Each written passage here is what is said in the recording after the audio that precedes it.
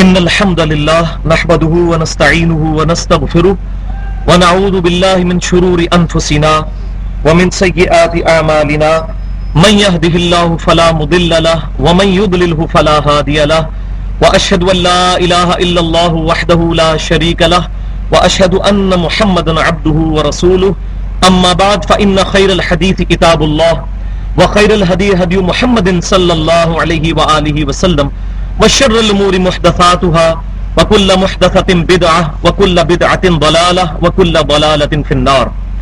أعوذ بالله السميع العليم من الشيطان الرجيم من همزه ونفخه ونفثه. بسم الله الرحمن الرحيم. رب اشرح لي صدري ويسر لي أمري واحلل عقدة من لساني يفقهوا قولي. بسم الله الرحمن الرحيم. إن الله وملائكته يصلون على النبي يا أيها الذين آمنوا صلوا عليه وسلموا تسليما. اللهم صل على محمد وعلى آل محمد كما صليت على إبراهيم وعلى آل إبراهيم إنك حميد مجيد. اللهم بارك على محمد وعلى آل محمد كما باركت على إبراهيم وعلى آل إبراهيم إنك حميد مجيد.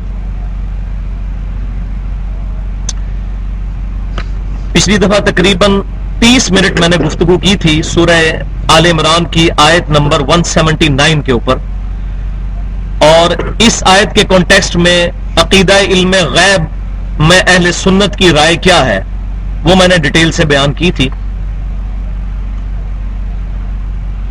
اس میں کچھ چیزیں ایسی تھیں جو ایڈریس نہیں ہوئی تھیں کیونکہ ٹائم اس وقت تھوڑا تھا. میں اب چاہ رہا ہوں کہ ان چیزوں کو آج ایڈریس کر دوں. ان کو ایڈریس کرنے سے پہلے چند ایک ضروری باتیں جو اس سے ریلیٹڈ میں نے پچھلی دفعہ بیان کی تھی، میں ان کو مختصراً ایڈریس کر دیتا ہوں. پچھلی دفعہ میں نے یہ بتایا تھا کہ علم غیب کی تعریف یہ ہوتی ہے کہ وہ علم جو حواس خمسہ کے بغیر حاصل کیا جائے، جو ہمیں اللہ تعالیٰ نے چھونے کی، چکھنے کی، دیکھنے کی قوت دی ہے، ان تمام چیزوں کو استعمال کیے بغیر جو علم حاصل کیا جائے وہ علم غیب کہلاتا ہے. اسی طریقے سے جو علوم انسٹرومنٹس کے ساتھ حاصل ہوتے ہیں وہ علم غیب نہیں ہوتے کیونکہ وہ بھی حواس کے ذریعے حاصل ہوتے ہیں. میں نے ڈیٹیل سے پچھلی دفعہ اس کی مثالیں بھی بیان کی تھیں، آج حاجت نہیں اس کو ریپیٹ کرنے کی. دوسری چیز علم غیب کے بارے میں نے یہ عرض کیا تھا کہ علم غیب جب لفظ استعمال ہوتا ہے تو یہ ہمارے ریفرنس سے استعمال ہوتا ہے. اللہ تبارک و تعالیٰ جب یہ ارشاد فرماتا ہے عالم الغیب والشہادۃ هو الرحمن الرحیم، کہ اللہ تعالیٰ غیب کا جاننے والا ہے اور ظاہری چیزوں کا بھی جاننے والا ہے، تو یہ ہمارے ریفرنس سے بات ہو رہی ہوتی ہے. ورنہ اللہ تعالیٰ کے لیے کوئی بھی چیز غیب نہیں ہے، اللہ کے سامنے تو ہر چیز حاضر ہے. تو بالکل اسی طریقے سے اللہ تبارک و تعالیٰ نے جو اپنے انبیاء کرام علیہ السلام کو غیبی علوم عطا فرمائے ان پر بھی علم غیب کا لفظ بولنا بالکل جائز ہے. اور یہ باطل تعویل ہے. میں نے پچھلی دفعہ بھی اس کا رد کیا تھا کہ جو لوگ کہتے ہیں کہ جی جب نبی صلی اللہ علیہ وسلم کے علم میں کوئی غیب کی بات آ گئی تو وہ تو غیب رہی نہیں. تو اگر یہ تعریف مان لی جائے تو پھر اللہ تعالیٰ کے پاس بھی علم غیب کوئی نہیں ہے، نعوذ باللہ من ذالک، کیونکہ اللہ کے بھی علم میں ہر چیز ہے. تو جب ہم اللہ کے لیے علم غیب بولتے ہیں تو اپنے ریفرنس سے، اور نبی صلی اللہ علیہ وسلم کے لیے جب علم غیب بولتے ہیں جو اللہ تعالیٰ نے آپ کو عطا کیا، جن جن معاملات میں عطا کیا، جس میں نہیں کیا ہم اس کی ڈیٹیل میں نہیں پڑھتے، ہم فیتا مار کے اس کو ناپتے نہیں ہیں. تو وہ علم غیب ہماری ریفرنس سے تو علم غیب ہے. آپ صلی اللہ علیہ وسلم نے جنت دیکھی، ہم نے نہیں دیکھی، ہمارے لیے جنت علم غیب ہے. نبی صلی اللہ علیہ وسلم کو دکھا دی گئی، وہ آپ صلی اللہ علیہ وسلم کو جو جنت دکھائی گئی، قبر کا عذاب دکھایا گیا، دوزخ دکھائی گئی، ہمارے ریفرنس سے وہ علم غیب ہی ہے. اور تیسری چیز میں نے عرض کی تھی کہ جو انبیاء کرام علیہ السلام کا علم غیب ہوتا ہے وہ 3 شرائط کے ساتھ مانا جائے گا قرآن اور سنت کی روشنی میں. پہلی چیز تو یہ کہ انبیاء کرام کا جو علم ہے وہ ذاتی نہیں ہوتا، اللہ کے بتانے پر ہوتا ہے، عطائی ہوتا ہے. دوسری چیز وہ محدود ہوتا ہے، غیر محدود نہیں ہوتا، لمیٹڈ ہوتا ہے. اور تیسری چیز یہ کہ وہ حادث ہوتا ہے، قدیم نہیں ہوتا، یعنی ہمیشہ سے ان کے علم میں نہیں ہوتا، بلکہ جب اللہ بتاتا ہے اس وقت علم میں آتا ہے. یہ میں نے ڈیٹیل سے پچھلی دفعہ عرض کیا تھا. تو آج اس کانٹیکسٹ میں دو اہم ترین آیات اور دو اہم ترین متفق علیہ احادیث جو پچھلی دفعہ میں بیان نہیں کر سکا تھا ان کو ایڈریس کروں گا، جو اس مضمون کے لیے بہت ضروری چیز ہے. تو پہلے ہم اس آیت کو دوبارہ سے دیکھ لیتے ہیں. سورہ آل عمران آیت نمبر 179. وَمَا كَانَ اللَّهُ لِيُطْلِعَكُمْ عَلَى الْغَيْبِ، اور اللہ کی یہ شان نہیں ہے کہ تمہیں غیب پر آگاہ کر دے. یعنی کسی انسان کی کیپیبلٹی میں یہ چیز نہیں کہ اللہ تعالیٰ اس کو غیب کا علم عطا فرمائے. کسی بھی بڑے سے بڑا کوئی صحابی ہو یا بڑے سے بڑا کوئی بزرگ ہو، محدث، کسی کے لیے نہیں ہے. کیٹاگوریکل ڈینائی ہے اس کے اندر، سوائے ایک کے لیے. وَلَٰكِنَّ اللَّهَ، لیکن اللہ تعالیٰ، يَجْتَبِي مِن رُّسُلِهِ مَن يَشَاءُ، چن لیتا ہے اپنے رسولوں میں سے جن کو چاہتا ہے. فَآمِنُوا بِاللَّهِ وَرُسُولِهِ، پس ایمان لاؤ اللہ اور اس کے رسول پر. یعنی جو ان کو غیبی خبریں دی گئیں اللہ کی طرف سے ان پر ایمان لاؤ، یہ ہمارے ایمان کا تقاضا ہے. وَإِن تُؤْمِنُوا، اور اگر تم ایمان لاؤ گے، وَتَتَّقُوا، اور تقوی کی روش اختیار کرو گے، فَلَكُمْ أَجْرٌ عَظِيمٌ، تو تمہارے لیے بہت بڑا اجر ہے. یہ آیت ہے جس کے اوپر میں نے پچھلی دفعہ آدھا گھنٹہ گفتگو کی تھی، اور جو چیزیں رہ گئی تھیں وہ آج دو آیات اور دو احادیث سے میں اس کو ایڈریس کرنا ضروری سمجھتا ہوں. تو اس میں سب سے پہلی آیت ہے سورۃ الانعام میں پارہ نمبر 7 کے اندر آیت نمبر 50. یہ نکال لیجئے، پارہ نمبر 7 سورۃ الانعام کی آیت نمبر 50. جس کی نکل ہے وہ مجھے صفحہ نمبر بھی بتا دے. وہ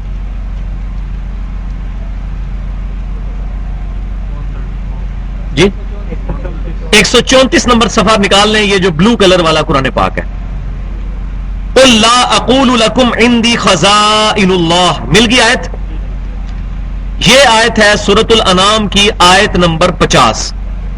قُلْ لَا أَقُولُ، اے محبوب صلی اللہ علیہ وسلم آپ فرما دیجئے کہ میں نہیں کہتا، لکم تم سے، عندی خزائن اللہ کہ میرے پاس اللہ کے خزانے ہیں، ولا اعلم الغیب اور نہ میں یہ کہتا ہوں کہ میں غیب جانتا ہوں، ولا اقول لکم انی ملک اور نہ ہی میں تم سے یہ کہتا ہوں کہ میں فرشتہ ہوں. دیکھیں ایک آیت میں کتنے عقیدے کلیئر ہوتے جا رہے ہیں کہ میرا دعویٰ ہے ہی نہیں ہے کہ میں خود غیب جانتا ہوں، ذاتی طور پہ میں کچھ نہیں جانتا، اور نہ میں فرشتہ ہوں. فرشتے نور سے بنے، صحیح مسلم کی حدیث ہے، فرشتے نور سے، انسان مٹی سے اور جن آگ سے بنائے گئے.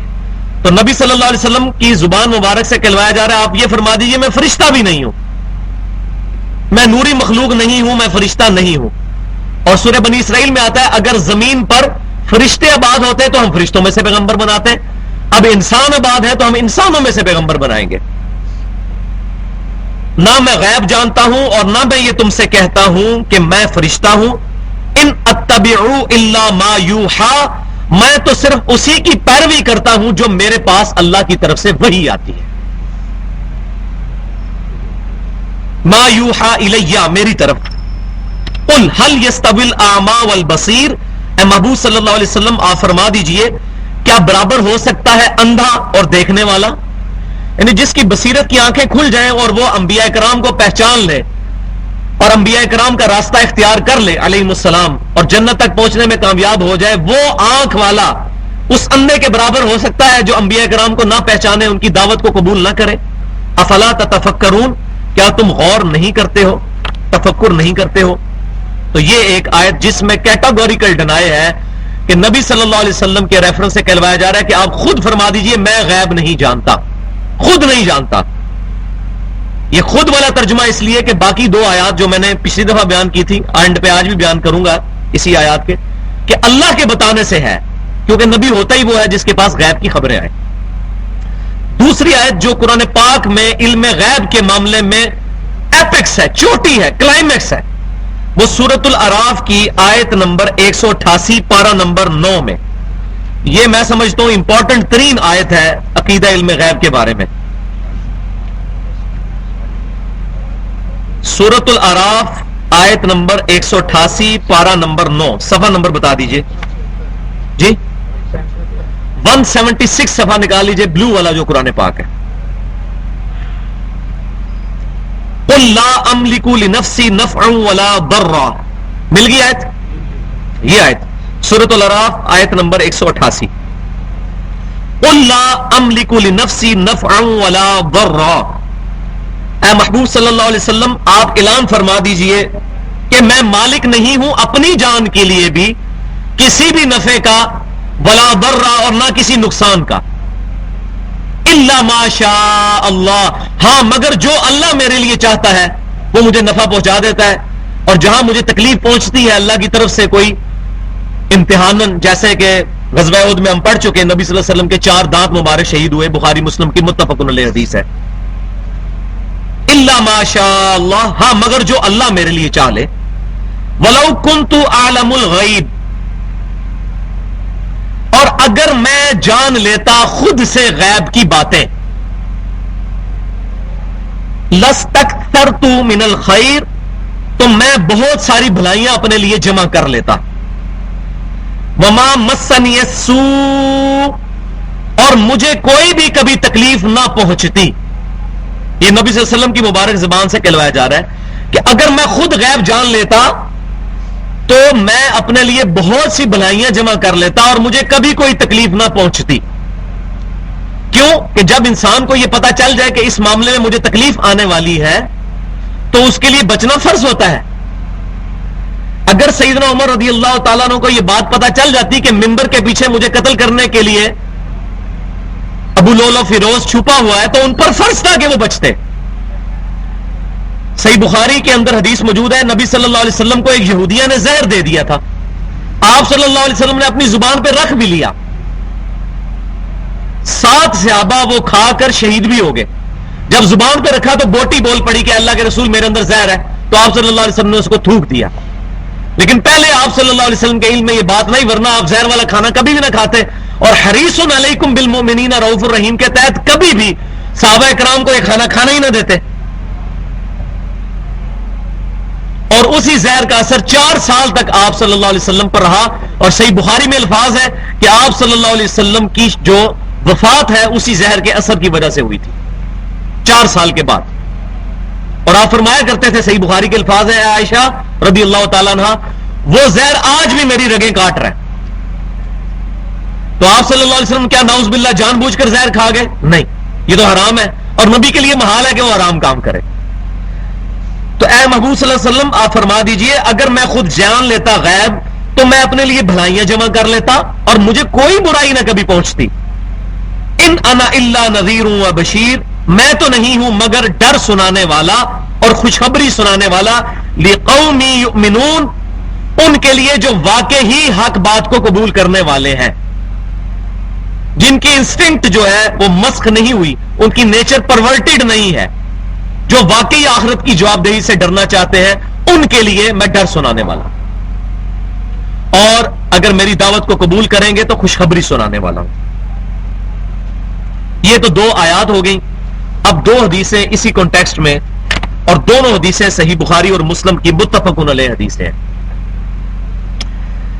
پہلی حدیث صحیح بخاری اور مسلم کی متفق علیہ ہے کہ سیدہ عائشہ فرماتی ہیں رضی اللہ تعالی عنہا کہ جس شخص نے یہ عقیدہ رکھا کہ نبی صلی اللہ علیہ وآلہ وسلم غیب جان لیا کرتے تھے، اس نے اللہ پر بھی جھوٹ باندھا، رسول اللہ پر بھی جھوٹ باندھا عز و جل و صلی اللہ علیہ وسلم. یہ سیدہ عائشہ رضی اللہ تعالی عنہا کا عقیدہ. اور پھر ساتھ وہ آیت تلاوت فرمایا کرتی تھی، لا يعلم الغیب الا اللہ. غیب کو کوئی نہیں جانتا سوائے اللہ کے. اور دوسری حدیث صحیح بخاری اور مسلم کی متفق علیہ حدیث ہے، بڑی مشہور حدیث ہے، حدیث جبریل. جو جبریل علیہ السلام انسانی شکل میں نبی صلی اللہ علیہ وسلم کے سامنے حاضر ہوئے تھے تو انہوں نے کچھ سوال کیے تھے. اس کے اینڈ پہ ایک سوال یہ تھا کہ بتائیے قیامت کب آئے گی. تو آپ صلی اللہ علیہ وسلم نے اس کے جواب میں ارشاد فرمایا تھا کہ جو سوال پوچھنے والا ہے، جس شخص سے سوال پوچھ رہا ہے، وہ اس سے زیادہ نہیں جانتا جو کہ پوچھنے والا جانتا ہے. اور پھر آپ صلی اللہ علیہ وسلم سے انہوں نے کہا کہ چلیں قیامت کی کوئی نشانیاں بیان فرما دیں. تو آپ صلی اللہ علیہ وسلم نے قیامت کی نشانیاں بیان فرمائیں کہ جو ننگے پاؤں اور ننگے بدن والے جو غریب قسم کے جو عرابی اور بدو لوگ ہیں یہ بڑے بڑے محلات بنا لیں گے اور اونچی اونچی عمارتیں بنا لیں گے اور ان کے اندر اتراتے پھریں گے. یہ قیامت کی نشانیوں میں سے. اور آج ہم وہ دیکھ سکتے ہیں عرب کے اندر کیا صورتحال ہے, کتنی بڑی بڑی بلڈنگز بن گئی ہیں. اور پھر آپ صلی اللہ علیہ وسلم نے ایک بات ارشاد فرمائی, بخاری مسلم دونوں میں موجود ہے, کہ 5 چیزیں ایسی ہیں جو اللہ تعالیٰ کے ساتھ خاص ہیں, وہ غیب کی کنجیاں ہیں جو صرف اللہ ہی جانتا ہے. اور پھر آپ صلی اللہ علیہ وسلم نے سورہ لقمان کی آخری آیت تلاوت فرمائی. سورہ لقمان پارہ نمبر 21 میں آخری آیت نکال لیں, 34 نمبر آیت سورہ لقمان, جہاں سے سورہ السجدہ شروع ہوتی ہے. پارہ نمبر 21 سورہ لقمان جہاں پر ختم ہو رہی ہے, سورہ لقمان جہاں پر ختم ہو رہی, صفحہ نمبر بتائیے. 415 نمبر صفحہ نکال لیجئے جی. آیت نمبر آخری 34, ان اللہ عندہ علم الساعہ. بخاری مسلم کے الفاظ ہیں. پھر آپ صلی اللہ علیہ وسلم نے یہ آیت تلاوت فرمائی تاکہ ہمیں یقین آ جائے کہ علم غیب کے بارے میں کیا عقیدہ ہے. بے شک اللہ ہی کے پاس ہے قیامت کا علم, وَيُنَزِّلُ الْغَيْثَ, اور وہی اتارتا ہے بارش کو, بارش کا علم بھی اس کے ساتھ ہے. اس میں کچھ سوال پیدا ہوں گے, وہ میں انشاءاللہ بعد میں ایڈریس کروں گا اسی آیت میں. وَيَعْلَمُ مَا فِي الْأَرْحَامِ, اور وہی جانتا ہے جو کچھ ماں کے پیٹ کے اندر ہے, جو کچھ بھی ہے. یہاں یہ نہیں بتایا کہ لڑکا یا لڑکی, یہ چیز نہیں ایڈریس ہو رہی. جو ماں کے پیٹ میں وہ کیا ہے وہ قرآن پاک سے ہی میں ایڈریس کروں گا انشاءاللہ. وَمَا تَدْرِي نَفْسٌ مَاذَا تَكْسِبُ غَدًا, اور کوئی نہیں جانتا کہ کل وہ کیا کمائے گا, کل اس کے ساتھ کیا معاملات پیش آنے والے ہیں فیوچر میں. وَمَا تَدْرِي نَفْسٌ بِأَيِّ أَرْضٍ تَمُوتُ, اور کوئی جان نہیں جانتی کہ اس کو موت کس سرزمین میں آئے گی. إِنَّ اللَّهَ عَلِيمٌ خَبِيرٌ, بے شک اللہ تعالیٰ علم والا اور خبردار کرنے والا ہے, خبر رکھنے والا ہے. تو اس میں 5 علوم کا ذکر ہوا ہے, قیامت کا علم, بارش کا علم, ماں کے پیٹ میں کیا ہے اس کا علم, اور کوئی جان کل کیا کمائے گی, اس کے ساتھ کیا معاملہ ہونے والا ہے فیوچر کے اندر کسی بھی وقت, اور 5ویں چیز کہ اس کو موت کس جگہ پر آئے گی. یہ 5 کے 5 علوم خصوصاً اللہ کے ساتھ خاص ہیں, لیکن اللہ چاہے تو ان چیزوں کا علم اپنے انبیاء کو عطا فرما دیتا ہے. جیسے حضرت زکریا علیہ السلام کو بشارت دی کہ آپ کو بیٹے یحییٰ کی بشارت دیتے ہیں, تو ابھی بیٹا پیدا تو نہیں ہوا تھا, اور انہوں نے عرض بھی کی قرآن پاک میں 2-3 جگہ یہ ہے کہ اللہ میری عورت تو جو ہے وہ بانجھ ہے اور میں بوڑھا ہو چکا ہوں. تو اللہ تعالیٰ نے فرمایا زکریا ہم نے تمہیں پہلے پیدا کیا, اس سے پہلے جب تم کوئی شے نہیں تھے. ہم تو جب کسی چیز کا ارادہ فرماتے ہیں تو کہتے ہیں کن فیکون. تو یہ بشارت ان کو ملی, ابراہیم علیہ السلام کو بیٹے کی بشارت ملی. تو یہ تمام چیزیں اللہ تعالیٰ انبیاء کرام کو, بخاری اور مسلم کی متفق علیہ حدیث ہے کہ آپ صلی اللہ علیہ وسلم نے غزوہ بدر سے 1 دن پہلے بتا دیا تھا, یہاں کل ابو جہل کی لاش پڑی ہوگی, یہاں فلاں کی لاش پڑی ہوگی, یہاں فلاں کی لاش, وہ جگہ بھی بتا دی. تو یہاں تو آ رہا ہے کہ بھی کوئی نہیں جانتا کہاں پہ مرے گا, تو وہ نبی صلی اللہ علیہ وسلم کو اللہ کے بتانے سے پتا چلا. تو یہ کیٹاگوریکل ڈینائی اس طرح نہیں ہے, اللہ چاہے تو بتاتا ہے, اور بہت مثالیں ایسی موجود ہیں کہ بتایا. بارش کے بارے میں کئی بار ہوا, آپ صلی اللہ علیہ وسلم نے بس دعا فرمائی, اسی وقت بارش شروع ہو گئی. آج کے حوالے سے یہ جو بہت زیادہ ایک ہمارا جو پڑھا لکھا طبقہ یہ کوشچن کرتا ہے کہ یہ قرآن میں لکھا ہے کہ کوئی نہیں جانتا ماں کے پیٹ میں کیا ہے, تو آج الٹرا ساؤنڈ کے ذریعے بتا دیا جاتا ہے. تو میں نے پہلے بتایا کہ الٹرا ساؤنڈ کے ذریعے جو علم ہوتا ہے وہ علم غیب نہیں ہے, وہ انسٹرومنٹ کے ذریعے علم ہے. پچھلی دفعہ میں نے ڈیٹیل سے بتایا تھا اس کا فرق. اصل بات یہ ہے کہ قرآن میں کہیں بھی یہ نہیں ہے کہ ماں کے پیٹ میں لڑکا ہے یا لڑکی, یہ تو کہیں نہیں لکھا ہوا. یہ تو مولویوں نے ترجمے کرتے ہوئے خطا کھائی ہے. قرآن کے ٹیکسٹ کی گارنٹی ہے. قرآن میں لکھا ہے کوئی نہیں جانتا ماں کے پیٹ میں کیا ہے. اب سورہ التغابن کے اندر آتا ہے هو الذی خلقکم فمنکم کافر ومنکم مؤمن, وہی ہے جو تمہیں پیدا کرتا ہے, تم میں سے کوئی کافر بنتا ہے کوئی مومن بنتا ہے. اب دنیا کی کوئی الٹرا ساؤنڈ مشین یہ بتا سکتی ہے کہ ماں کے پیٹ میں مومن ہے یا کافر؟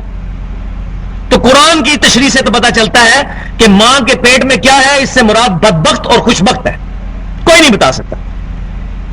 یہ مولویوں نے ترجمہ غلط کیا ہے. ترجمہ تو ہے ہی نہیں، بلکہ اس میں کہاں لکھا ہوا ہے وَيَعْلَمُ مَا فِي الْأَرْحَامِ، وہی جانتا ہے ماں کے پیٹ میں کیا ہے.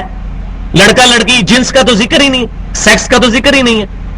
کیا ہے، بدبخت ہے یا خوشبخت ہے، مومن ہے یا کافر ہے، انٹلیکچوئل ہے یا ڈل ہے، یہ اللہ کے ساتھ خاص ہے. دوسری بات وَيُنَزِّلُ الْغَيْثَ، کہ وہی بارش برساتا ہے.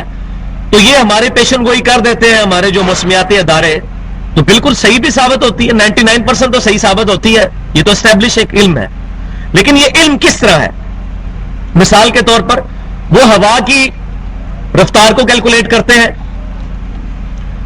پھر لیٹیچیوڈ اور لانگیچیوڈ کے ذریعے یہ اندازہ لگاتے ہیں کہ اس وقت اگر اسلام آباد میں ہوائیں پہنچی ہیں تو جہلم پہنچنے میں ان کو کتنا ٹائم لگے گا، یا انڈیا سے چل پڑی ہیں تو پاکستان میں مونسون کی ہوائیں کب داخل ہوں گی، تو وہ کیلکولیشن کر کے بتا دیتے ہیں.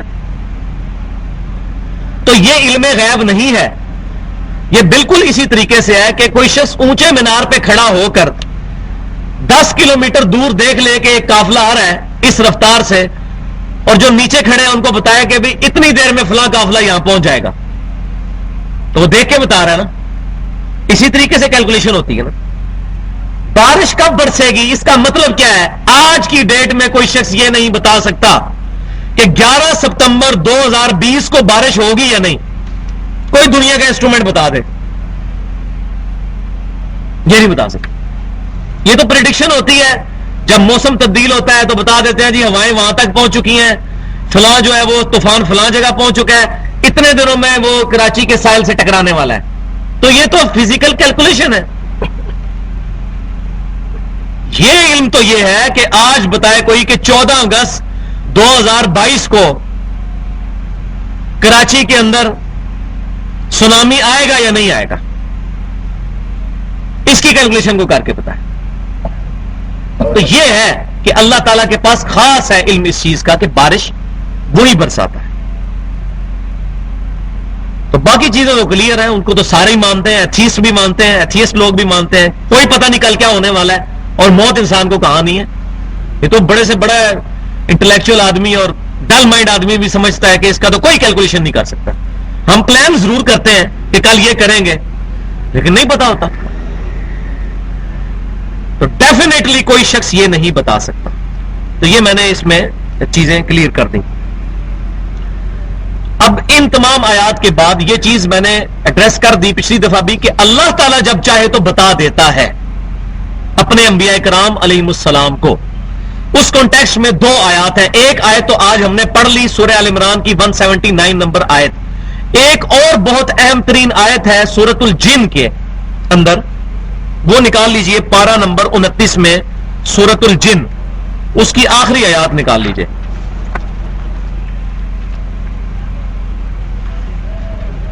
سورۃ الجن آیت نمبر 26 اور 27، سیکنڈ لاسٹ آیت اور تھرڈ لاسٹ آیت. مل گئی ہے جی؟ صفحہ نمبر بتائیں. 576 صفحہ. عالم الغیب فلا یظہر علی غیبہ احدا، غیب کا جاننے والا یعنی اللہ اپنا غیب کسی پر ظاہر نہیں کرتا، الا مگر من ارتضی من رسول، اپنے رسولوں میں جس کے لیے چاہتا ہے. اللہ تعالیٰ اپنے غیب کو کسی پر ظاہر نہیں فرماتا مگر اپنے رسولوں میں سے جس کے لیے چاہتا ہے. فَإِنَّهُ يَسْلُكُ مِن بَيْنِ يَدَيْهِ وَمِنْ خَلْفِهِ رَصَدًا، اور مقرر کر دیتا ہے اس کے رسول کے آگے اور پیچھے محافظ فرشتے کہ اس غیبی خبر کے اندر کوئی شیطان کا داخلہ نہیں ہو سکتا. تو یہ آیت اور جو سورہ آل عمران کی 179 نمبر آیت میں ہمیں یہ پتا چل گیا کہ اللہ تعالیٰ اپنے رسولوں کو غیبی خبریں عطا فرماتا ہے. صحیح بخاری اور مسلم کی متفق الحدیث ہے، آپ صلی اللہ علیہ وسلم نے عذاب قبر دیکھ لیا. ہمارے لیے وہ علم غیب ہے. نبی صلی اللہ علیہ وسلم پر ظاہر ہونے کے بعد بھی ہمارے ریفرنس سے وہ علم غیب ہے. اللہ تبارک و تعالیٰ کو ہر چیز پتا ہے، تب بھی وہ کہتا ہے میں عالم الغیب ہوں، غیب کا جاننے والا ہوں. تو رسول اللہ صلی اللہ علیہ وسلم کو جو چیزیں اللہ نے دکھائیں، ان چیزوں کے دیکھنے کے بعد بھی آپ صلی اللہ علیہ وسلم ہمارے ریفرنس سے علم غیب رکھتے ہیں، ان چیزوں کا جو اللہ نے ان کو بتائی. صحیح بخاری اور مسلم کی متفق علیہ حدیث ہے، آپ صلی اللہ علیہ وسلم نے نماز کے دوران جنت دیکھ لی سورج گرہن کی نماز پڑھتے ہوئے۔ اسی طریقے سے صحیح مسلم کے اندر حدیث ہے، آپ صلی اللہ علیہ وسلم نے فرمایا اللہ تعالیٰ نے ساری زمین میرے لیے سمیٹ لی، میں نے مشرق و مغرب زمین کے دیکھ لیے، جہاں جہاں تک میری امت نے فتوحات کر کے پہنچنا تھا وہ تمام چیزیں اللہ تعالیٰ نے مجھے دکھا دی۔ تو اللہ تعالیٰ جب چاہتا ہے اپنے انبیاء کرام کو دکھا لیتا ہے، لیکن انبیاء کے بعد کسی کے بارے میں یہ عقیدہ ماننا اس امت کے لیے وہ ختم نبوت پر ڈاکہ اور حملہ ہے، چاہے وہ کسی صحابی کے لیے مانا جائے، کسی تابعی کے لیے، تبع تابعی کے لیے، کسی بھی محدث، کسی بھی بزرگ کے لیے، اور میں نے پچھلی دفعہ ڈیٹیل سے اس کو ایڈریس کیا تھا۔ تو آج انشاءاللہ تعالی یہ دو آیات کے، اس سے اگلی آیت ہے، اور یہ ہماری گفتگو جو سورہ آل عمران کے حوالے سے جو 60 آیات غزوہ احد کی لائیو کمنٹری چل رہی تھی وہ انشاءاللہ مکمل ہو جائیں گی۔ اب آیت نکال لیجئے سورہ آل عمران کی 180 نمبر آیت سے، وَلَا يَحْسَبَنَّ الَّذِينَ يَبْخَلُونَ بِمَا آتَاهُمُ اللَّهُ مِنْ فَضْلِهِ هُوَ خَيْرٌ لَهُمْ، اور ہرگز گمان نہ کریں وہ لوگ جو کنجوسی کر رہے ہیں ان چیزوں میں سے جو اللہ نے اپنے فضل سے ان کو عطا کی ہیں، کہ یہ کنجوسی کرنا اور پیسے کو جوڑنا اور اللہ کی راہ میں نہ لگانا ان کے لیے بہتر ہے، مت گمان کریں یہ لوگ، بل ہوا شر لہم، بلکہ یہ ان کے لیے شر ہے۔ دین کا کام، قتال کا کام، جہاد کا کام بغیر پیسے کے تو نہیں ہو سکتا، چندہ تو اس کے لیے ضروری ہے۔ تو جو لوگ مال روک لیتے ہیں اور نیکی کے کاموں میں نہیں لگاتے، قتال کے لیے نہیں دیتے اور نیکی کی دعوت، قرآن کی دعوت کے لیے نہیں دیتے اور مال کو جوڑ کے رکھتے ہیں، تو اللہ تعالیٰ فرما رہا ہے یہ تو سمجھ رہے ہیں کہ ہمارے حق میں یہ بہتر ہے، بل ہوا شر لہم، بلکہ یہ ان کے لیے تو شر ہے۔ استغفر اللہ۔ سَيُطَوَّقُونَ مَا بَخِلُوا بِهِ يَوْمَ الْقِيَامَةِ، یہ جو بخل کرنے والا ان کا مال ہے ان کے گلے کا توق قیامت والے دن بنا دیا جائے گا، وَلِعَاذُ بِاللَّهِ۔ وَلِلَّهِ مِيرَاثُ السَّمَاوَاتِ وَالْأَرْضِ، اور اللہ ہی کے لیے ہے زمین و آسمان کی تمام وراثت، سارا مال بالآخر اللہ کے پاس یاد ہے۔ انسان تو مر جاتا ہے چھوڑ کر، بالآخر اللہ کے پاس چیزیں لوٹنی ہیں، اِنَّا لِلَّهِ وَإِنَّا إِلَيْهِ راجعون۔ اس کانٹیکسٹ میں بخاری اور مسلم کی متفق علیہ حدیث ہے کہ آپ صلی اللہ علیہ وسلم نے فرمایا جو شخص مال جوڑ کر رکھتا ہے اور اس کی زکات نہیں دیتا، اس کا مال گنجے سانپ کی شکل میں ظاہر ہوگا قیامت والے دن، اس کے 2 سیاہ نقطے ہوں گے، 2 آنکھیں، اور وہ شخص جو دنیا میں مال جوڑتا تھا اور اس کی زکات نہیں دیتا تھا، قیامت والے دن وہ سانپ اس کو اس کے منہ سے پکڑ لے گا اور کہے گا میں ہوں تیرا مال جس کو تو دنیا میں جوڑ کے رکھا کرتا تھا اور اللہ کی راہ میں خرچ نہیں کیا کرتا تھا۔ وَلِعَاذُ بِاللَّهِ تَعَالَى۔ وَاللَّهُ بِمَا تَعْمَلُونَ خَبِيرٌ، اور اللہ تعالیٰ کے علم میں ہے، اللہ تبارک و تعالیٰ خبردار ہے ان کاموں سے جو تم کر رہے ہو۔ اس میں بڑی چھپی ہوئی دھمکی ہے کہ جو تمہارے کرتوت ہیں یہ نہ سمجھنا اللہ سے چھپے ہوئے ہیں۔ وَاللَّهُ بِمَا تَعْمَلُونَ، اللہ تعالیٰ جو ہے وہ کام دیکھ رہا ہے، خبیر، خبردار ہے ان سے جو تمہارے اعمال ہیں، چھپے ہوئے نہیں ہیں اللہ تعالیٰ سے۔ تو یہاں پر وہ کمنٹری مکمل ہوئی سورہ آل عمران کا وہ حصہ، دوسرا حصے کا بھی آگے سے سیکنڈ پورشن جو 60 آیات پر مشتمل تھا، غزوہ احد کی لائیو کمنٹری۔ اب کنکلوڈنگ 2 رکوع آ رہے ہیں، سورہ آل عمران ان 2 رکوع کے ساتھ مکمل ہوگی، اور اس میں خصوصاً جو آخری رکوع ہے وہ ایپیکس ہے سورہ آل عمران کا۔ تو نصف ثانی کا اب تیسرا اور آخری حصہ انشاءاللہ شروع ہوگا۔ لقد سمع اللہ قول الذین قالوا ان اللہ فقیر، بے شک اللہ تعالیٰ نے ان گستاخوں کا قول سن لیا ہے جو یہ کہتے ہیں اللہ تعالیٰ تو بڑا غریب ہے، فقیر ہے، نعوذ باللہ۔ یہ یہودی کہتے تھے، مذاق اڑاتے تھے نا آیات کا، کہ اللہ تعالیٰ کہتا ہے کون ہے جو اللہ کو قرض حسنہ دے، اللہ کی راہ میں خرچ کرے، تو اللہ تعالیٰ پھر فقیر ہے اس لیے مانگتا ہے بندوں سے، نعوذ باللہ۔ تو اللہ تعالیٰ فرماتا ہے ہم نے یہ سن لیا ہے قول، بڑی دھمکی ہے اس کے اندر۔ وَنَحْنُ أَغْنِيَاءُ، اور ہم تو بڑے غنی ہیں، ہم سے اللہ تعالیٰ مانگتا ہے۔ سَنَكْتُبُ مَا قَالُوا، ہم لکھ رہے ہیں جو یہ کہہ رہے ہیں۔ یہ ساری چیزیں اللہ تعالیٰ ان کے نامہ اعمال میں نوٹ کر رہا ہے، جو سورہ بنی اسرائیل میں آتا ہے کہ ہر شخص کا نامہ اعمال اس کی گردن میں لٹکا دیا گیا ہے، اور قیامت والے دن اسے کہا جائے گا پڑھ، آج اپنا حساب لگانے کے لیے تو آپ ہی کافی ہے۔ ہم لکھ رہے ہیں جو یہ کہتے ہیں وَقَتْلَهُمُ الْأَنْبِيَاءَ بِغَيْرِ حق، اور جو انہوں نے انبیاء کرام کو ناحق قتل کیا وہ بھی ہمارے علم میں ہے۔ وَنَقُولُ ذُوقُوا عَذَابَ الْحَرِيقِ، اور عنقریب قیامت والے دن انہیں کہا جائے گا کہ چکھو اب آگ کا مزہ، اس کے عذاب کا مزہ چکھو جو تم نے دنیا کے اندر اللہ تعالیٰ کے بارے میں غلط ورڈکس استعمال کی، انبیاء کرام کے ساتھ ظلم کیا۔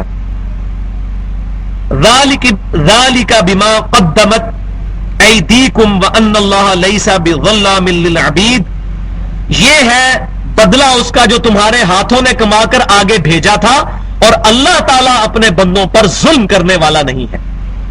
یعنی انسان کو جو قیامت والے دن عذاب ہوگا تو نعوذ باللہ معاذ اللہ تعالیٰ فنیٹک نہیں ہے کہ اس کو کسی کو عذاب دے کے خوشی محسوس ہوتی ہے، یہ تمہارے اپنے کرتوتوں کا بدلہ ہے۔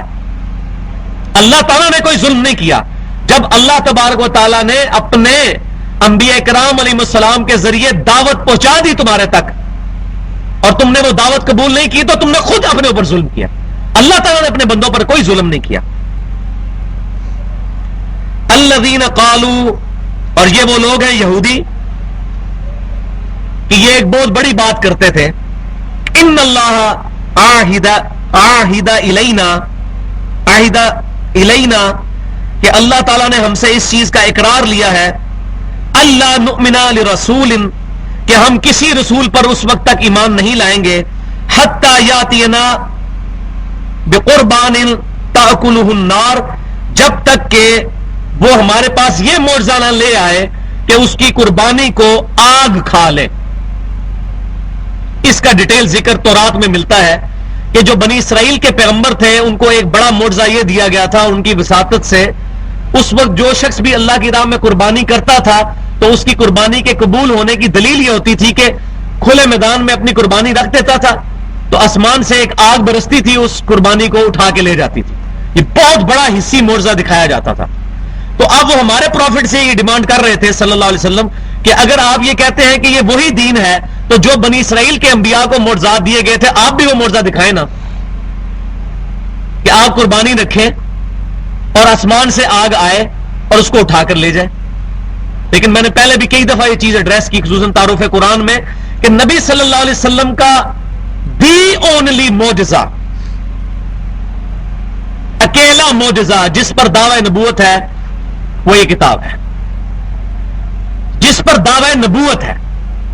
باقی تو آپ صلی اللہ علیہ وسلم کے حصی معجزات بہت ہیں، لیکن جس کی بنیاد پر دعوی نبوت ہے وہ ایک ہی معجزہ ہے، وہ قرآن ہے۔ اسی لیے اس کو قیامت تک باقی رکھا گیا، انا نحن نزلنا الذکر وانا لہ لحافظون، کیونکہ آپ صلی اللہ علیہ وسلم قیامت تک کے لیے پیغمبر بنا کر بھیجے گئے، تو آپ کا معجزہ قیامت تک کے لیے۔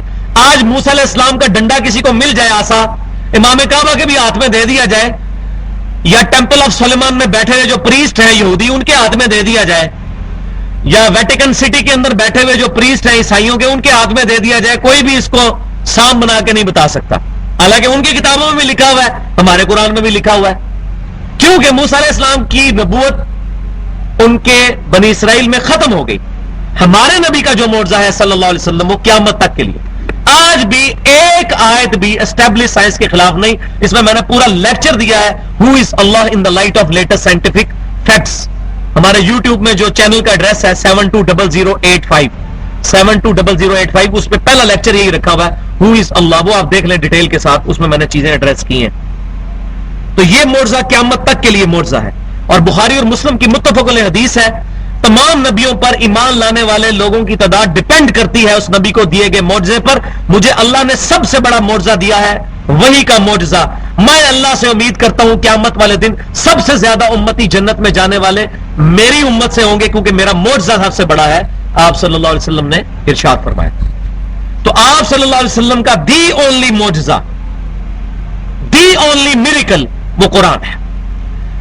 اب ان کو یہ پتہ چل گیا تھا، قرآن میں بار بار آیا ہے، یہ ایڈریس ہوا ہے مضمون درجنوں دفعہ، یہ نبی معجزہ کیوں نہیں دکھاتے، یہ مردہ زندہ کر کے دکھائیں، یہ اللہ کو سامنے لے آئیں، اور مختلف معجزات، وہ سورہ بنی اسرائیل میں 8-9 معجزات ہیں، بڑی ڈیٹیل سے پوچھے تو اللہ تعالیٰ نے فرمایا کہ اس نبی کا معجزہ یہ قرآن ہے. سورۃ العنکبوت کے اندر آیا ہے کہ یہ معجزہ قرآن ہے آپ صلی اللہ علیہ وسلم کا، کوئی حصی معجزہ نہیں دکھایا جائے گا. اس کی وجہ یہ ہے کہ اب انسانیت بلوغت کے معیار کو پہنچ چکی ہے. اب لوگوں کو اتنی سینس ہے کہ وہ فزیکل معجزات کے بغیر بھی کتاب اللہ پڑھ کر اللہ تعالیٰ تک پہنچ سکتے ہیں. تو وہ کہتے تھے چونکہ آپ صلی اللہ علیہ وسلم یہ معجزہ نہیں دکھا رہے، تو اگر یہ معجزہ دکھا دیں کہ قربانی کریں اور آگ آئے غیب سے اور وہ اس کو اٹھا کر لے آئے تب ہم ایمان لائیں گے. لیکن یہ تو وہ دل بے ایمان تھے اچھتا ٹیر، یہ ہو بھی جاتا تو تب نہیں ہونا. سورۃ الانعام میں پارہ نمبر 8واں جو شروع ہوتا ہے وَلَوْ أَنَّنَا نَزَّلْنَا إِلَيْهِمُ الْمَلَائِكَةَ، اگر فرشتے بھی ان پر نازل ہو جائیں اور مردے قبروں سے نکل کر ان سے باتیں کرنا شروع کر دیں اور ان کے اوپر سارے معجزات ظاہر کر دیے تب بھی ایمان نہیں لائیں گے. کیوں نہیں ایمان لائیں گے؟ وہ آگے آ رہی ہے بات. قل، اے محبوب صلی اللہ علیہ وسلم ان سے فرمائیے تم یہ کہہ رہے ہو کہ یہ معجزہ میں دکھاؤں، قد جاءکم رسل من قبلی، بے شک مجھ سے پہلے بھی تمہارے پاس کئی رسول آئے تھے، بالبینات، روشن دلائل کے ساتھ، وبالذی قلتم، اور ان معجزوں کے ساتھ بھی جو تم کہہ رہے ہو مجھے. بنی اسرائیل کے کتنے پیغمبروں نے یہ معجزات دکھائے، تمہارے منہ مانگے معجزات دکھائے، جس میں top of the list Jesus Christ, عیسیٰ بن مریم، مردے زندہ کیے اللہ کے اذن سے، مادر ذات کوڑی کو شفا دی اللہ کے اذن سے، اور مٹی کی مورت بناتے تھے اللہ کے اذن میں، اس میں پھونک مارتے تھے تو وہ پرندہ بن جاتی تھی. اتنے بڑے بڑے معجزات بنی اسرائیل میں پیغمبر لے کر آئے. اگر تمہاری یہی دلیل ہے کہ یہ نبی وہی معجزہ دکھائیں تو ہم ایمان لے آئیں گے، تو یہ بتاؤ کہ جو تم معجزات ان سے ڈیمانڈ کر رہے ہو یہ سارے معجزات بنی اسرائیل کے انبیاء لے کر آئے تھے. فَلِمَا قَتَلْتُمُوهُمْ إِن كُنتُمْ صَادِقِينَ، تو تم نے ان نبیوں کو کیوں قتل کیا تھا اگر تم سچے ہو؟ ان کو تو مان لیتے، اور وہ ہے بھی یہودی انبیاء تھے، بنی اسرائیل کے تھے، ان کو تو تم مان لیتے. اگر تمہارا یہ ڈیمانڈ یہ معجزوں کو ماننا ہوتا تو تم نے اپنے انبیاء کو بھی تو کوئی نہیں مانا، ان کو تم نے شہید کر دیا، اور اب یہ کہہ رہے ہو ہمارے نبی یہ معجزہ دکھا دیں تو آپ ایمان لے آؤ گے. تو اللہ تبارک تعالیٰ نے نا ان کو صحیح وہ جس کو کہتے ہیں لاجیکل جواب، منطق کے ساتھ جواب دیا ہے، یہ لاجیکل جواب کہ یہ تمہاری ڈیمانڈ تھی تو یہ تو پہلے بھی پوری ہو چکی ہے. کتنے انبیاء کو تم نے شہید کیا؟ حضرت عیسیٰ علیہ السلام کے بھی قتل کا ارادہ کیا، وہ تو اللہ تعالیٰ نے ان کو زندہ اٹھا لیا، ورنہ انہوں نے تو کسر یہودیوں نے کوئی نہیں چھوڑی تھی. فَإِن كَذَّبُوكَ، اور اے محبوب صلی اللہ علیہ وسلم اتنے واضح دلائل کے بعد بھی اگر یہ آپ کو جھٹلا دیں، آپ پر ایمان نہ لائیں، فَقَدْ كُذِّبَ رُسُلٌ مِّن قَبْلِكَ، تو آپ اس پر دل برداشتہ نہ ہو، آپ سے پہلے بھی انبیاء کرام کو، رسولوں کو یہ جھٹلاتے آئے ہیں. من قبلک جاءوا بالبینات والزبر والکتاب المنیر، ان تمام نبیوں کو جو کہ روشن دلائل اور صحیفے اور کتابیں اپنے ساتھ لے کر آئے تھے، ان تمام انبیاء کی انہوں نے پہلے بھی تکذیب کی ہے. یہ یہودیوں کی عادت ہے انبیاء کرام علیہ السلام کو نہ ماننا.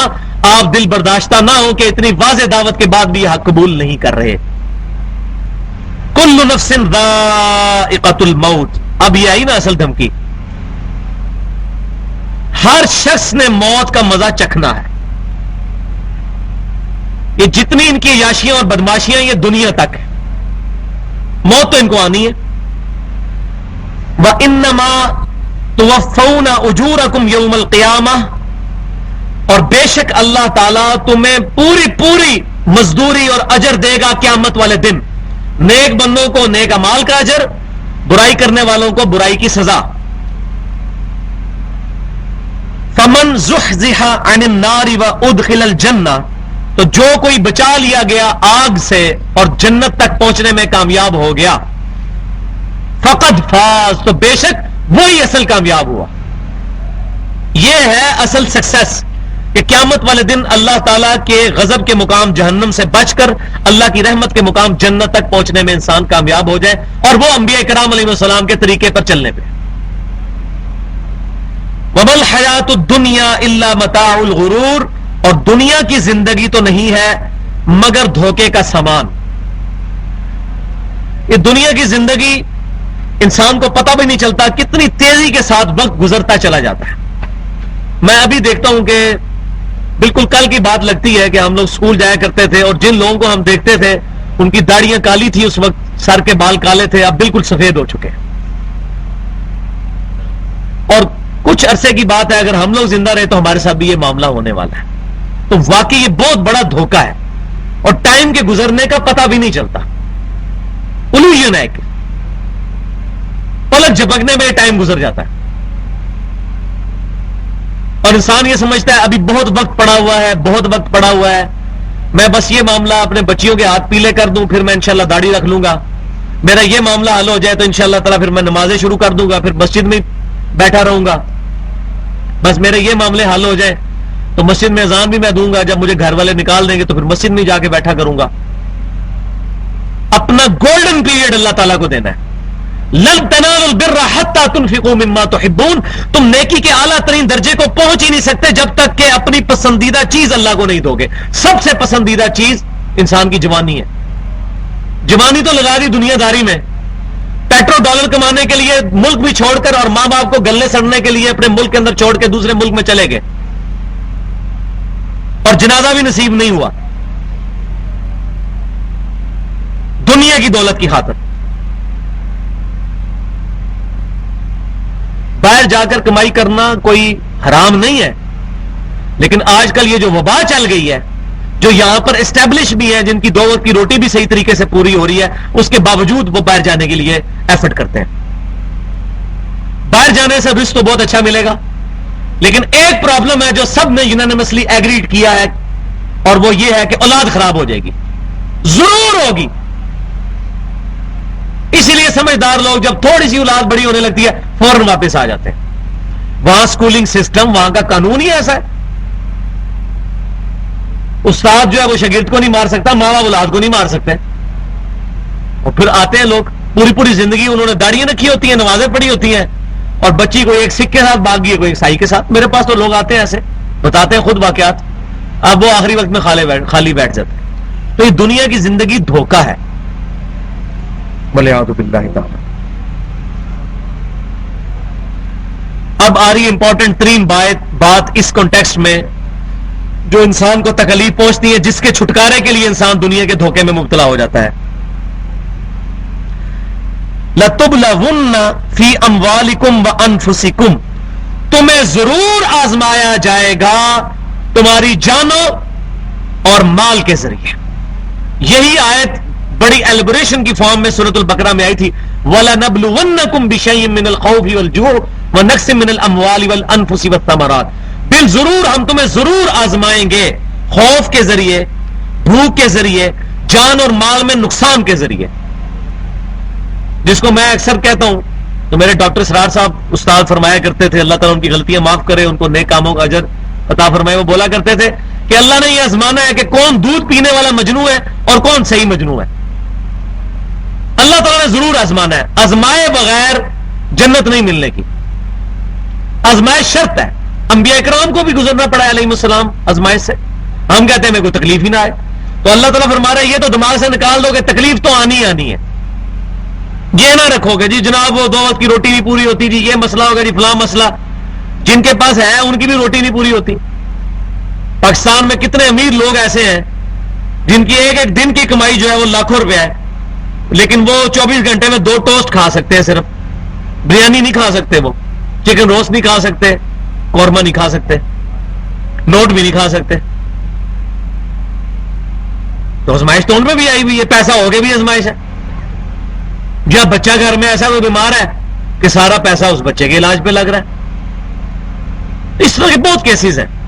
تو اللہ تعالیٰ ہمارے ضرور ہم تمہیں آزمائیں گے مال اور جان کے نقصان سے. وَلَا تَسْمَعُنَّ مِنَ الَّذِينَ أُوتُوا الْكِتَابَ، اور تم یقیناً سنو گے اہل کتاب سے، من قبلکم، وہ اہل کتاب جن کو تم سے پہلے کتاب دی گئی، یعنی یہودیوں اور عیسائیوں سے تم اکثر اوقات اس طرح کی خبریں سنو گے، دھمکیاں میز اور افواہیں. وَمِنَ الَّذِينَ أَشْرَكُوا، اور ان لوگوں سے بھی جو مشرک ہیں یعنی مشرکین مکہ، ان کی بھی اکثر باتیں تمہیں سننے کو ملتی رہیں گی. اذًا کثیرا، ایسی باتیں کثرت کے ساتھ جو تمہیں تکلیف پہنچانے والی ہوں گی. لیکن اللہ تعالیٰ فرما رہا ہے ٹینشن نہیں لینی. وَإِن تَصْبِرُوا، اگر تم صبر کرو گے، وَتَتَّقُوا، اور تقوی اختیار کرو گے، فَإِنَّ ذَلِكَ مِنْ عَزْمِ الْأُمُورِ، تو بے شک یہ تو بڑی ہمت کے کام ہے. تمہارا ایٹیچیوڈ یہ ہونا چاہیے کہ یہود و نصارہ جو اب جیلس ہیں کہ 2000 سال سے جو تاج ان کے سر پر سجا ہوا تھا، 3 کتابیں ان کے اندر نازل ہوئی یہودیوں کے اندر، تورات، زبور اور انجیل، اور 1400 سال تک انبیاء کرام کی تار نہیں ٹوٹی. ایک نبی فوت ہونے سے پہلے ایک نبی کو خلیفہ بناتا تھا. 2000 سال سے وہ لاڈلی امت، اب ان کے سر سے وہ تاج بنی اسرائیل کے سر سے اتار کے بنو اسماعیل کے سر پہ رکھا گیا. وہ جیلسی تو ان کے اندر آئے گی. ان کو یہ بات ہضم تو نہیں ہوتی کہ یہ بنو اسماعیل میں اب نبوت کیوں آ گئی. تو تمہیں خبریں ملیں گی اور یہ ٹینشن میں خبریں ملیں گی، اب یہ ہو رہا ہے، اب فلاں حملے کے لیے آ رہے ہیں، فلاں کے لیے آ رہے ہیں. تو لیکن تم نے صبر کا مظاہرہ کرنا ہے اور تقوی اختیار کرنا ہے، اور یہ بڑے ہمت کے کام ہیں. اب علماء یہود کا ایک گندا کریکٹر جو ہے وہ ایڈریس کیا جا رہا ہے ان آیات کے اندر. ان کا وہ جو کریکٹر کی جو خرابی ہے اس کو بالکل اڑیاں کر کے بیان کیا جا رہا ہے کہ یہ بد کردار لوگ جو ہمارے نبی کو اور صحابہ کرام کو تکلیفیں دیتے ہیں، یہ ان کا جو ایٹیچیوڈ ہے یہ آج سے نہیں ہے، یہ ان کا ایٹیچیوڈ شروع سے ان کے باوجداد کا بھی چلتا آ رہا ہے. وَإِذْ أَخَذَ اللَّهُ مِيثَاقَ الَّذِينَ أُوتُوا الْكِتَابَ، اور یاد کرو وہ وقت جب ہم نے اہل کتاب یعنی یہود و نصارہ سے یہ پختہ عہد لیا تھا. کیا؟ لَتُبَيِّنُنَّهُ لِلنَّاسِ، کہ تم ضرور لوگوں کے لیے کھول کر چیزیں بیان کرو گے، وَلَا تَكْتُمُونَهُ، اور تم اس میں سے کچھ نہیں چھپاؤ گے. یعنی جو کچھ ہم کتاب میں نازل کریں گے پبلک کو بتاؤ گے. اور اس کو آج بھی آپ ذرا اپلائی کر لیں. بخاری اور مسلم کی متفق علیہ حدیث ہے، جو خرابیاں یہود و نصارہ میں پیدا ہوئی وہی میری امت میں پیدا ہوں گی. اور وہ خرابی ان میں کیا تھی کہ ان سے عہد لیا گیا تھا کہ جو کتاب میں اللہ نازل فرمائے گا تم نے لازمی بتانا ہے اپنی پبلک کو. یہ علماء کو ایڈریس ہو رہا ہے، پبلک کو تو نہیں پتا، اور وہ چھپاتے تھے. آج بھی یہ علماء یہود اور نصارہ کا کردار ادا کرتے ہوئے پبلک کو نہیں بتاتے کہ بخاری مسلم میں نماز کا طریقہ کیا لکھا ہوا ہے. بالکل سیم وہی ان کے اندر خرابی موجود ہے. کوئی بیچارہ بخاری شریف اپنی لے کے پڑھنا شروع کر دے تو ان کے پیٹ میں تکلیف ہونی شروع ہو جاتی ہے کہ یہ کیا جناب، یہ تو اب گمراہ ہو جائے گا. یہ وہی کردار ہے. تو اللہ تعالیٰ فرماتا ہے ہم نے اہل کتاب سے بھی عہد لیا تھا، تم نے پبلک سے کوئی بات نہیں چھپانی. اور سب سے بڑی بات جو انہوں نے چھپائی وہ کیا کہ اولڈ ٹیسٹیمنٹ جو تورات ہے اس کے اندر ڈیوٹونومی جو چیپٹر ہے کتاب الاستثناء، اس میں باب نمبر 18 کی آیت نمبر 18 ہے، اے موسیٰ علیہ السلام میں تیرے امتیوں کے بھائیوں یعنی بنی اسرائیل کے بھائیوں بنو اسماعیل میں سے تیری مانند ایک رسول اٹھاؤں گا، ان کے منہ میں اپنا کلام ڈالوں گا، وہ اپنی خواہش نفس سے کچھ نہیں کہیں گے، وہ وہی کہیں گے جو میں ان کو وہی کروں گا. یہ قرآن کی آیت بھی ہے، وَمَا يَنْطِقُ عَنِ الْهَوَىٰ إِنْ هُوَ إِلَّا وَحْيٌ يُوحَىٰ. محبوب صلی اللہ علیہ وسلم اپنی خواہش نفس سے کچھ نہیں کہتے، یہ وہی کہتے ہیں جو اللہ ان کو وہی کرتا ہے. یہ آیت آج بھی موجود ہے تورات کے اندر. اور میں نے ڈیٹیل سے ایڈریس کیا تھا کہ موسیٰ علیہ السلام کے مثل نبی صلی اللہ علیہ وسلم کیوں ہیں، تیری مانند. وہ 5 بڑے بڑے فرق میں نے بتائے تھے سورۃ البقرہ میں، شروع میں بتا چکا ہوں. لیکن یہودی علماء نے نہیں قبول کیا الا ماشاءاللہ چند ایک لوگ تھے، عبداللہ بن سلام تھے، سعد بن عبادہ تھے، سعد بن معاذ تھے رضی اللہ عنہم اجمعین. چند ایک یہودی علماء تھے جنہوں نے اسلام قبول کیا، باقیوں نے تو قبول ہی کوئی نہیں کیا. تو اللہ تبارک و تعالیٰ فرماتا ہے ہم نے تو ان سے عہد لیا تھا کہ کتاب میں جو باتیں آئیں گی ان کو آپ نے کھول کے بیان کرنا ہے. نیو ٹیسٹیمنٹ انجیل کے اندر آج بھی گاسپل آف جان جو یوحنا کی انجیل، 4 جو اسٹیبلش انجیل ہیں جو انجیل میں چھپی ہوئی ہیں، gospel of John, Luke, Marks اور میتھیو. یوحنا کی انجیل میں باب نمبر 14 ٹوٹلی تقریباً ہمارے پروفٹ کی پریڈکشن کے بارے میں، نبی صلی اللہ علیہ وسلم کے بارے میں. عیسیٰ بن مریم کہتے ہیں اے میرے امتیوں میں نے تم سے بہت کچھ کہنا ہے مگر ابھی تم ان کے اہل نہیں ہو ان باتوں کو سمجھنے کے. جب وہ ہستی دنیا میں تشریف لائیں گی وہ تمہیں تمام باتیں سکھائیں گی، وہ اپنی خواہش نفس سے کچھ نہیں کہیں گے، وہ وہی کہیں گے جو اللہ ان کو وہی فرمائے گا، اور دنیا میں میرا نام روشن کریں گے. اور Islam is the only non Christian believe on the face of earth. We strongly believe in Jesus Christ. Strongly believes in Jesus Christ. اسلام کے علاوہ کوئی اور ریلیجن نہیں ہے جو حضرت عیسیٰ علیہ السلام کو مانتا ہو سوائے کرسچینٹی کے. اور یہ لکھا ہوا ہے کہ وہ دنیا میں میرا نام روشن کرے اور مجھ پر جو تہمتیں لگی ان ایلیگیشنز کو دور کرے. آج بھی موجود ہے. انجیل برناباس کو چھوڑ دیں, وہ مشکوک انجیل ہے, اس کو وہ بھی نہیں مانتے, اور میں نے بھی اس کو پڑھا ہے, میرا بھی خیال ہے وہ کسی مسلمان نے شاید لکھ کے تو وہ پوپ کی لائبریری میں رکھ دیے, کیونکہ اس میں بہت عجیب و غریب باتیں بھی موجود ہیں. تو ویسے بھی کئی جو بڑے علماء ہیں وہ بھی نہیں مانتے انجیل برناباس کو, ہم آن نہیں کرتے کیونکہ اس میں بہت غلط باتیں بھی لکھی ہوئی ہیں جو قرآن سے ٹکراتی ہیں واضح طور پر. تو جو گاسپل آف جان, لیوک اور مارکس اور میتھیو ہے, اس کے اندر بھی ہمارے پاس بہت ساری چیزیں موجود ہیں. تو وہ وقت یاد کرو جب ہم نے اہل کتاب سے عہد لیا تھا, تم نے لوگوں سے کھول کھول کے باتیں بیان کرنی, ولا تکتمونہ, اور کوئی بات نہیں چھپانی. فنبذوہ وراء ظہورہم, تو انہوں نے پھینک دیا اس عہد کو اپنی پیٹھ کے پیچھے. یہ ہے وہ پیٹھ کے پیچھے پھینکنا. یہ جو بھائی شروع میں وہ پوچھ رہے تھے مجھ سے, اور پھر تھوڑا سا حوصلہ ان کا ہوتا, بیٹھ جاتے تو بات سن لیتے, کہ قرآن کو پیٹھ کے پیچھے پھینکنا, کتاب کو پیٹھ کے پیچھے پھینکنا, یہ نہیں ہے کہ فزیکلی اس کو پیٹ ہو. یہ تو امپاسبل ہے کہ درس قرآن میں آپ پیٹ نہ ہو. یہ دنیا لاہور جانے کا کرایہ بتائے نا ہمیں, کوئی راستہ تو بتا رہے, کرایہ بھی دے کہ اگر یہ نہ کیا جائے, قرآن پاک سامنے رکھنے کا طریقہ کیا, اتنا بڑا ہلکا کیسے بنایا جائے. تو یہ بات کرنا بڑی آسان ہے. تو قرآن کو پیٹ کرنا یہ ہے, اس کی تعلیمات کو چھوڑنا. وقال الرسول یا ربی ان قوم اتخذوا هذا القرآن مہجورا, سورہ فرقان آیت نمبر 30. نبی صلی اللہ علیہ وسلم قیامت والے دن شکایت کریں گے, میری امت نے قرآن کو پیٹ کے پیچھے ڈال دیا تھا. قرآن کو پیٹ کے پیچھے ڈالنا یہ ہے کہ قرآن پاک کی تعلیمات کو پیٹ کرنا, فزیکل پیٹ نہیں ہے. اگر اس میں بھی کوئی احترام کرتا ہے تو سر آنکھوں پر, لیکن وہ اپنے تک رکھے, دوسروں کے پر فتویٰ نہ لگائے. کل تک کہتے تھے جی سبز جرابیں پہننا یہ بے ادبی ہے, تو کالی جرابیں تو غلاف کعبہ کا ہے, تو یہ بھی بے ادبی ہے, کالی جرابیں ختم کریں دنیا سے.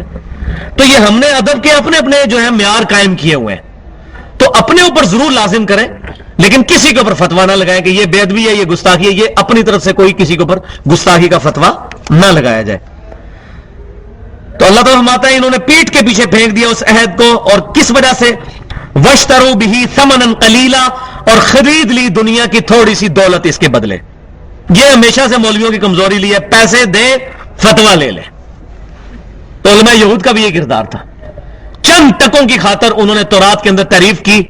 جب نیک جو ان کے جو امیر لوگ تھے ان کو سزاؤں سے بچانا ہوتا تھا, تو وہ تورات کے اندر تبدیلی, یہی لکھا ہے جی تورات کے اندر, جس کو پنجابی میں کہتے ہیں آل لمبا پا لیندے سنو. یہ کام وہ کیا کرتے تھے چند ٹکوں کی خاطر. فبئس ما یشترون, اللہ تعالیٰ فرما رہا ہے کتنی بری کمائی ہے جو یہ خرید رہے ہیں.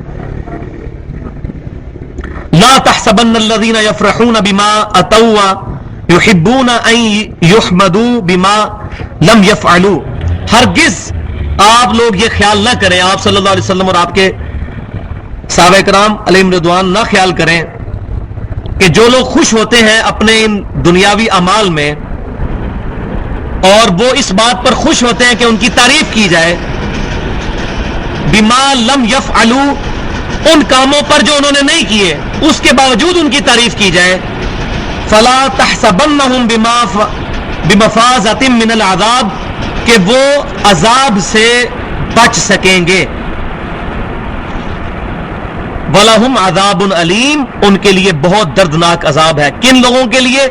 جو ایسے کرتوت کرتے ہیں جو انہوں نے خود نہیں کیے ہوئے, لیکن وہ یہ ڈیمانڈ کرتے ہیں کہ ان باتوں پر ان کی تعریف کی جائے.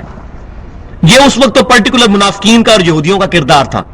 وہ کہتے تھے ہم دیکھو نبیوں کی اولاد ہے, جس طرح آج بھی ہمارے بد عقیدہ کئی لوگ ایسے ہیں جو کہتے ہیں ہم دیکھیں جی آل رسول ہیں, تو خام خواہ اس کا بینیفٹ لینے کی کوشش کرتے ہیں.